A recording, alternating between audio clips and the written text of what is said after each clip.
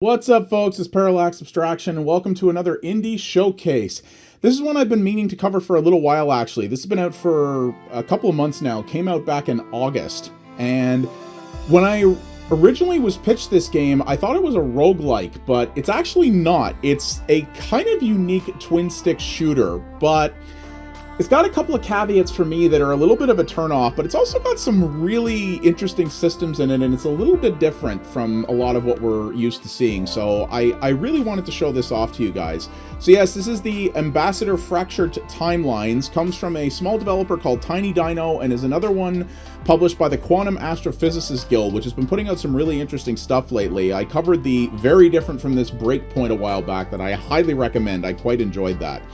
And like I said, this is a twin-stick shooter, but it's very interesting, as you can probably tell by the look and the music. It's got a little bit of a medieval theme to it, and it does have a story, and it's got some interesting time-bending mechanics and other things like that. Now, the first thing I'm going to tell you about this game that is a bit of a turn-off for me is this.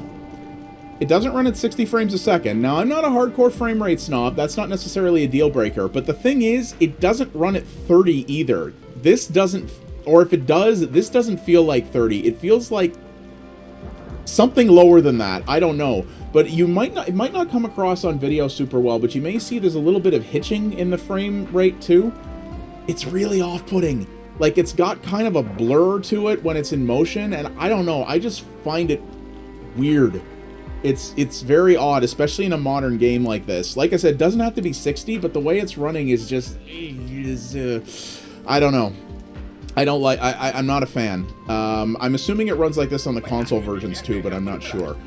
So, the idea is this is kind of a save the world story, but it's got some interesting stuff to it. But you've got 3 different overworlds to go through here. Now, the neat thing is that you can go back and do old ones. So I'm going to start with some of the older ones here to give you guys an idea of what it is. And you see here, there's quite a number of levels in each world. And you'll see there's actually goal times. This game actually encourages speed running, which is kind of interesting. The goal times are nuts. Think of like par times for, if you're an old school gamer like me, think about those par times for some of the later Doom levels back in the day, like that kind of crazy. Like, you got to go. And I've never hit one, never come close.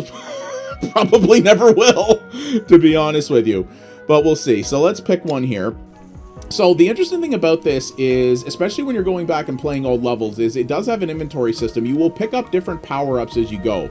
So you have a melee weapon, a ranged weapon, and then armor. And as you can see, they all have different properties and different capabilities. Sometimes I found I've generally wanted to continue to use the latest thing that I picked up, but some things you may find better to certain levels, or that you may just prefer a little bit more. So, as you can see, this is a twin-stick game. So, I'm playing with a controller, though keyboard and mouse works fine as well.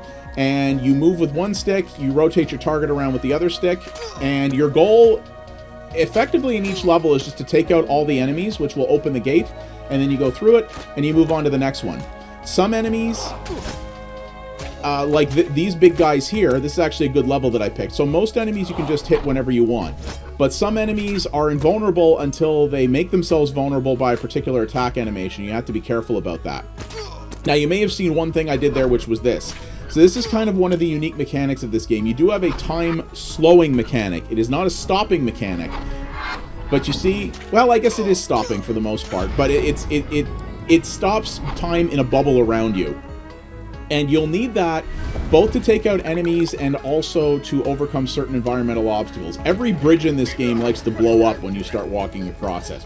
So you gotta be mindful of that. And this is something that you really have to use. Like, for example, here, I want to get through this door. While I stand on the button, I can't get to the door in time, right? Unless I do this. And boom. See what I mean? Stuff like that.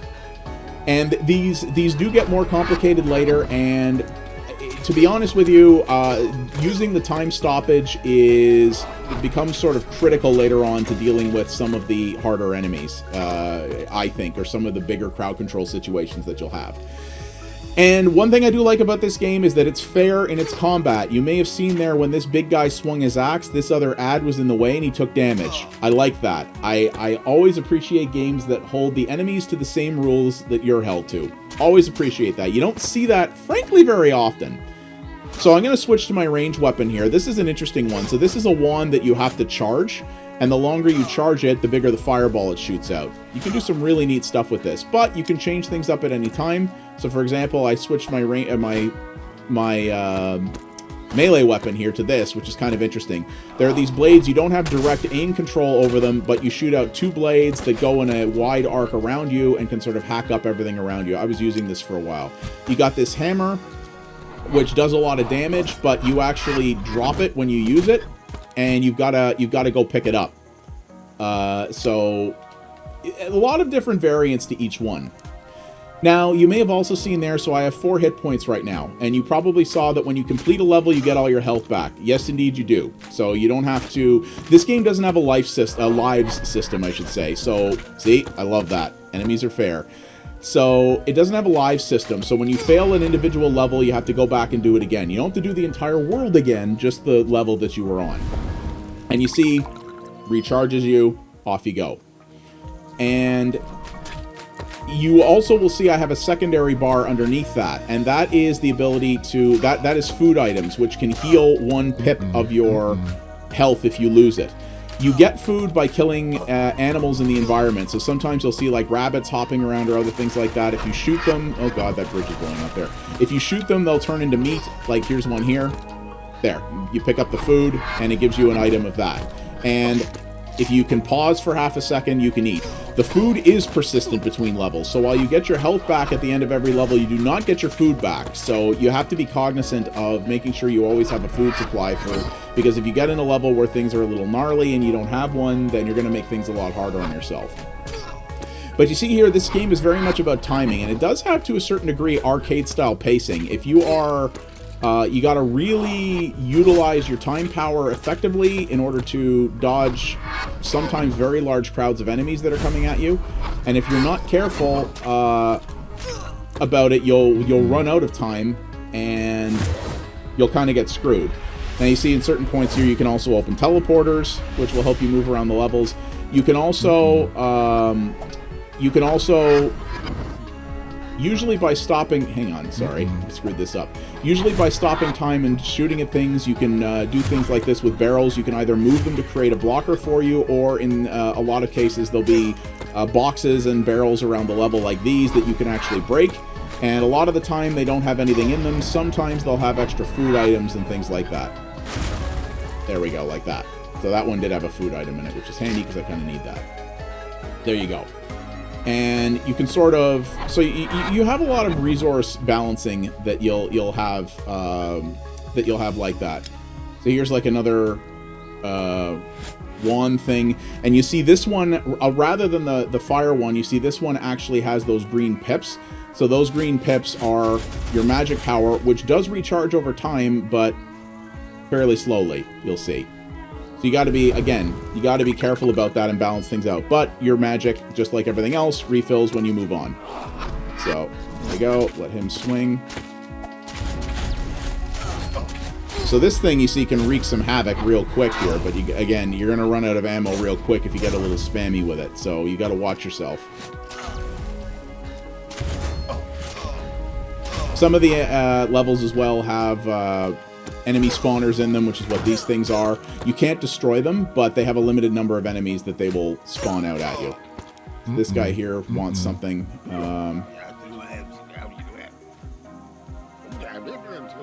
So this guy's basically just asking us to protect him. And you see there, because the time stopping mechanic is a bubble, you've got to be careful around it, because if there's ranged enemies that are shooting you from outside of it, they can still get at you even when you stop time. It is not a universal safety bubble. It only can be safe for some of the things directly around you. So there can be a lot of plates to spin in this game at the same time, and I do like that about it. I will say that people who are potentially expecting something, again, like a full-on roguelike or something, are going to be disappointed. That's not what this is. This is a twin-stick shooter with some different mechanics on it. Again, not a bad thing, but it may not necessarily be what you think. I also do like... like I said, I really don't like this frame rate that they've chosen, but I do like the I do like the art style for the most part. I like the fact that this game is very, very colorful. It has a lot of bright colors in it. I actually really like the music. You know, it's a little dramatic, but I think the music is actually really well done. The sound effects are mostly good. Some of them sound a little generic, maybe, but most of them I would say are quite good. You know, in terms of general production value, I would say this is really good. I just don't understand. Maybe it's a limitation of the tools that they made the game with. I don't know, but this frame rate drives me batty. And the main reason I wanted to show this to you, because there is a lot I like about the mechanics of this game. As much as there is a nice amount of weapon variety and things like the time-stopping mechanic and whatnot, there is also, at least from what I've played so far, it is a little bit one note in the sense that you're doing the same thing. Come into an arena, kill all the guys. The later levels you will fight a boss, and I will say that the bosses in this are no pushover. Most certainly not. You know, once you've learned an enemy's pattern, it's pretty easy to repeat. And it's pretty much do the same thing, you know, the same basic idea over and over again. Clear a level, move on. Clear a level, move on. And the later episodes, in fact, I'm going to go and show you one of those now. The later episodes do have some other enemy variety, which I found quite interesting. So, for example, here, this is an interesting one where you got to hit both of these things to open the door. There's also, so you see here we got these crystal creatures. There's enemies that will teleport around and sort of ninja at you. There's an enemy that can both create frozen armor for itself, but also freeze you in place, which can get really gnarly. Things like that. It's cool. But your core mechanic is still just clear out the level and, you know, clear out the level and move on. I believe there's also either objectives or achievements for freeing all the birds and things like that as well. It's kind of funny because most creatures you see in this game you just immediately murder for food, kind of like I did with that duck. You know. Listen, the world is in crisis. You do what you must, right? There we go. There was a puzzle there, which I think I might have missed one of. Did I?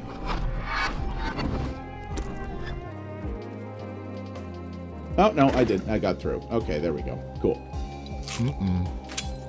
So, yeah, there's a fair amount to it. Now, there's 3 episodes in this, and the first one didn't take me that long to get through, but this is a game that clearly is encouraging replay. It's encouraging you to go back and try to get better times, to, you know,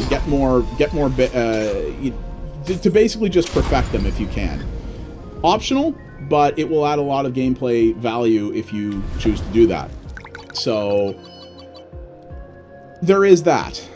But yeah, there's the lady who does the ice thing, and then crunch, and then she throws me, which does damage and prevents me from attacking her for a bit. Thankfully, they only take 1 hit to kill, so splotch. But I fell down the thing. Nuts.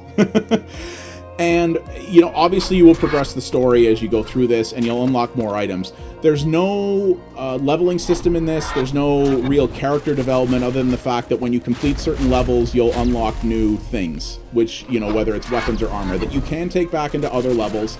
I imagine that kind of their objective is that in order to get the best speedrun times on some of these levels, you're probably going to need to min-max your equipment. Like, you're going to need to go back and figure out the best combination of things in order to do it. So there's a bit of a metagame to that, if you will, to sort of make things a little more interesting and more challenging for those who want that. So it's a value add. But if you're just going to go through the core of this thing, the later levels do get more difficult. There's no doubt about that. It probably will take... It probably will take you a while to get through. If you just wanted to sort of mainline the base levels, it probably will take you a little while to get through them all. But this isn't going to be a super long game for sure. But, you know, it's not priced like a game that's going to have a crazy number of hours either. So, I think this is an interesting take on the formula of twin-stick shooters, no doubt. And that's why I wanted to show it to you guys.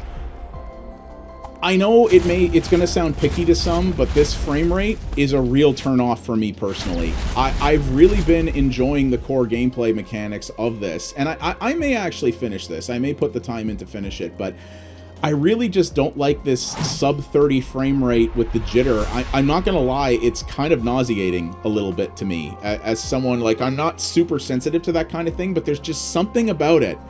And again, that might be a limitation of their engine. It may just be how much they were able to animate of the characters. I don't know, but I really wish they were able to do a little bit better than that.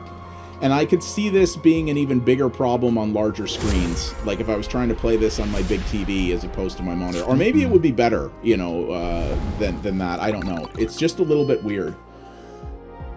But cool ideas here. I will definitely say the Quantum Astrophysicists Guild, they have been putting out a lot of games with different takes on genres. Breakpoint was kind of a different spin on the idea of Geometry Wars, which is in itself a twin-stick shooter.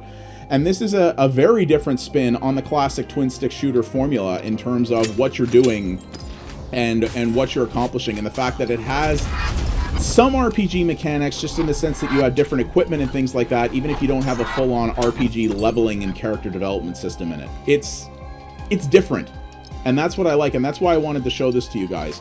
My objective with Indie Showcase is to showcase games that I think are interesting and that you might find cool. Even if they're games that don't always necessarily resonate with me, I want to show you guys these things because other people might think they're cool. I don't show bad games, like games that are just objectively bad. I'm not going to waste everybody's time with. But even with some of the issues I have with this, I can see what's cool and different about it, and some of you guys might be interested in that. So that's what I wanted to do. So yeah, that is the Ambassador Fractured Timelines, developed by Tiny Dino Games and published by the Quantum Astrophysicists Guild. Hopefully you guys found this interesting. If you did, please hit all the buttons like every YouTuber asks you to do. Like, subscribe, hit the bell, and leave a comment down below. Tell me what you think about this, or if there's other cool twin-stick shooter games that sort of put a spin on the formula that interest you. I would really like to know about some of those.